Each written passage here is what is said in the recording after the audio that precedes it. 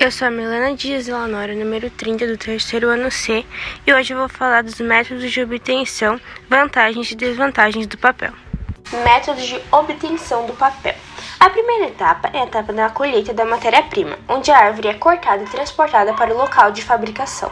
Lá ela passa por um processo de limpeza que consiste na lavagem e retirada das cascas, e só então é dividida em cavacos de tamanhos pré-estabelecidos.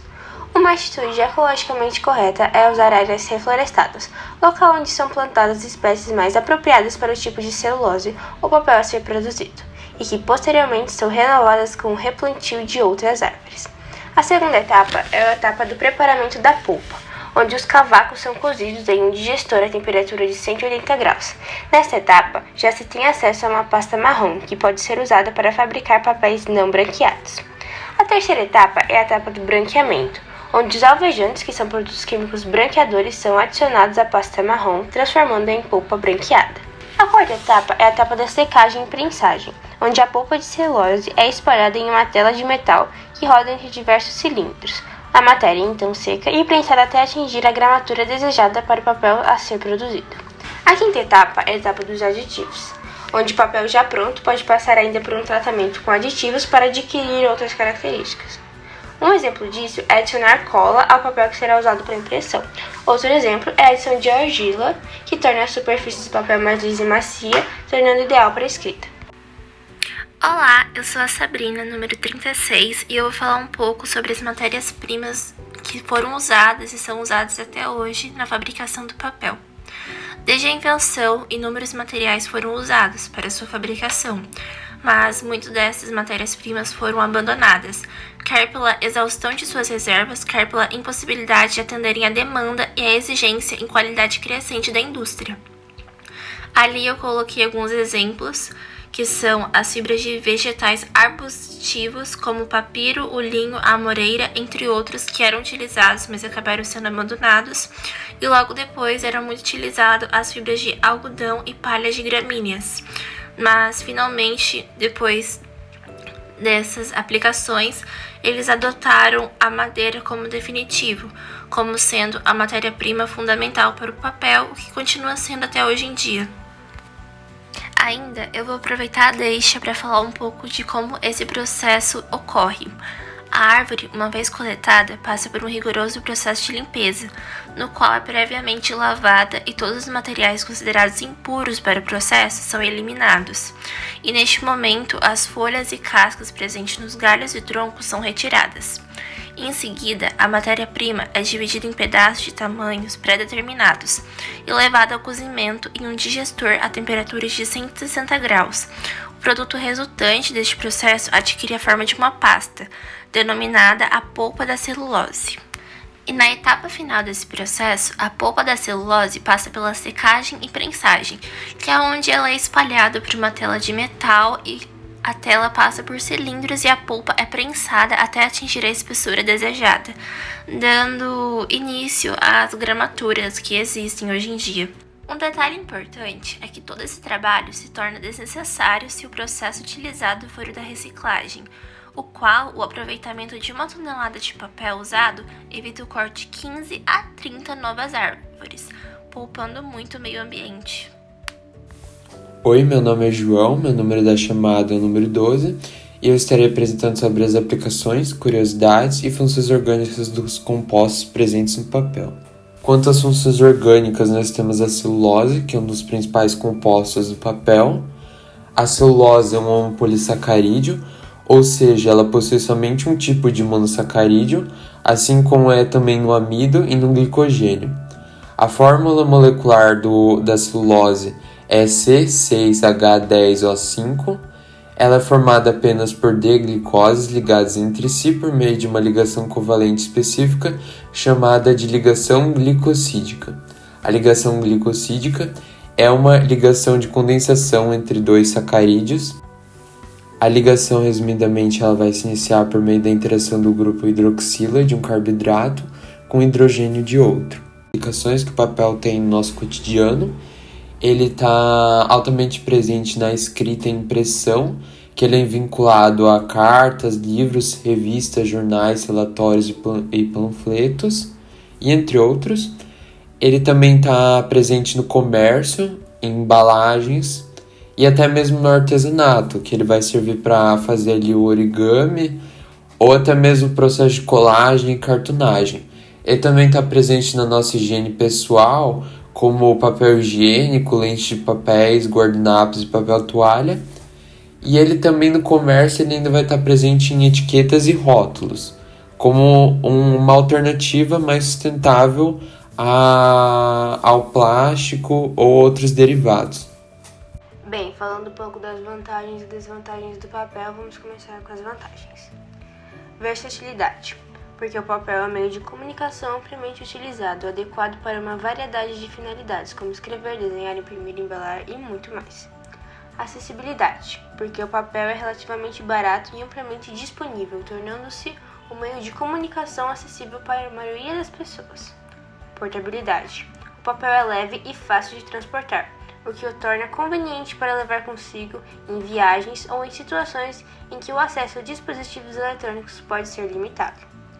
Facilidade de uso. Escrever ou desenhar no papel é algo intuitivo e simples, não pensando em habilidades ou conhecimentos tecnológicos específicos. Permanência. O papel impresso pode ser... Permanência.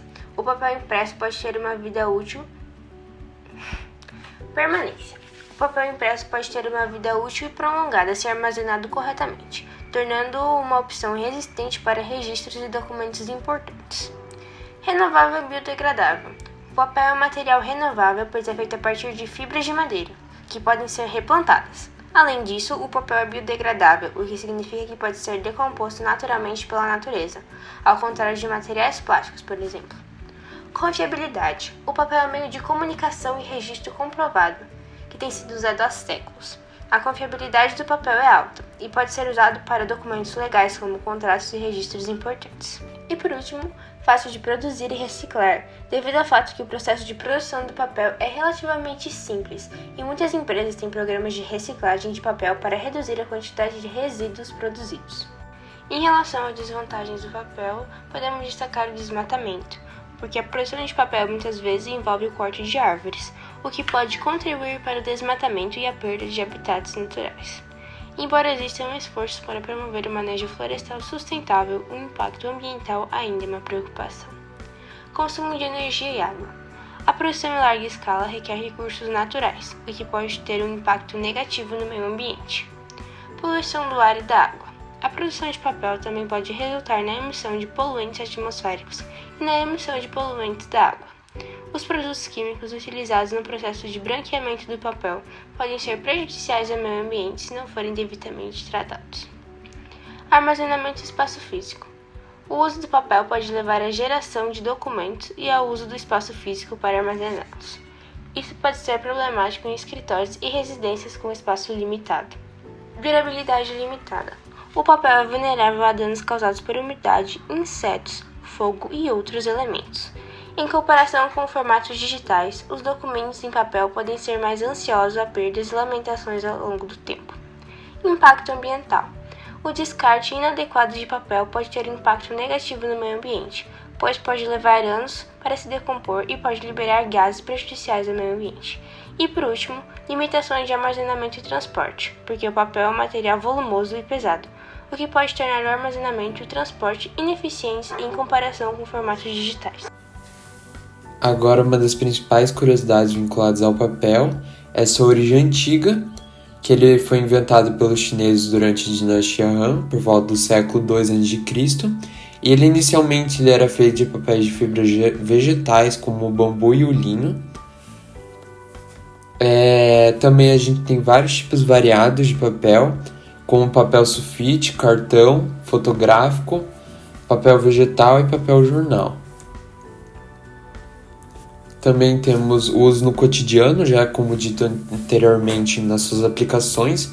Ele pode ser usado em diversos produtos, como também no comércio e no nosso dia a dia, em produtos de higiene, etc. Oi, meu nome é Letícia e eu sou o número 20 da chamada e eu vou falar sobre os impactos que o papel causa no meio ambiente e sobre o histórico do papel.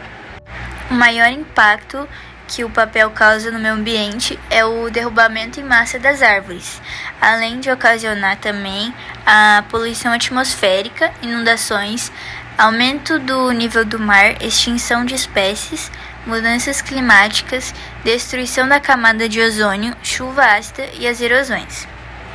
E quanto mais o papel ele é produzido, mais árvores são derrubadas e mais água é gasta nesse processo. E mais espaço em lixos e aterros é ocupado. Porque para produzir 1 quilo de papel são gastos mais de 540 litros de água. E para cada tonelada de papel virgem, 12 árvores são derrubadas. Por isso que é importante a reciclagem do papel, porque evita a emissão do dióxido de carbono, que é o composto que causa poluição do ar, causa também a formação de chuva ácida e causa o desequilíbrio do efeito estufa. Por isso que é muito importante a reciclagem do papel. Agora eu vou falar um pouco sobre as maiores indústrias, começando pelas brasileiras. Em primeiro lugar está a Suzano, que é a maior empresa de papel e celulose do Brasil e uma das maiores do mundo. Em segundo, a Klabin, que é uma das maiores produtoras de papel e celulose do Brasil e da América Latina.